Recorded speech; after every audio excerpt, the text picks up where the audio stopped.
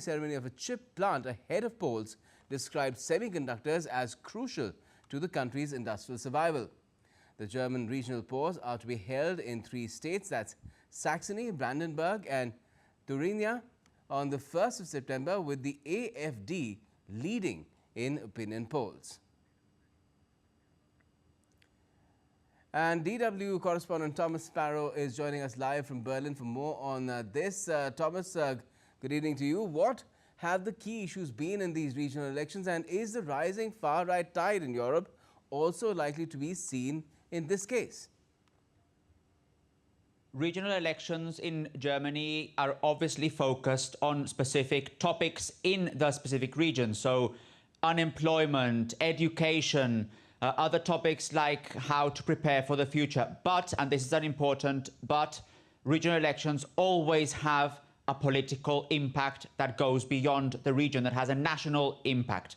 And in this particular case, these elections in the east of Germany have been focused on the influence of the far-right Alternative for Germany, AfD, on the role that the AfD has been playing, but also on the fact that the 3 parties that form the federal coalition here in Berlin, so the Social Democrats, the Greens and the Liberals, they have been performing rather badly. So it will be interesting to see when the elections happen on Sunday in those states, not only how the AfD performs, but also how the other parties perform as well. And when you ask about the topics, some of the central topics to these elections are migration and security, and in particular those two have even become more important now after the terror attack in the city of Solingen in the western part of Germany last weekend that was claimed by the so-called Islamic State, where 3 people were killed, several others injured, and where the main suspect was arrested, and he's suspected of having acted on radical Islamist motivations. So that gives you an idea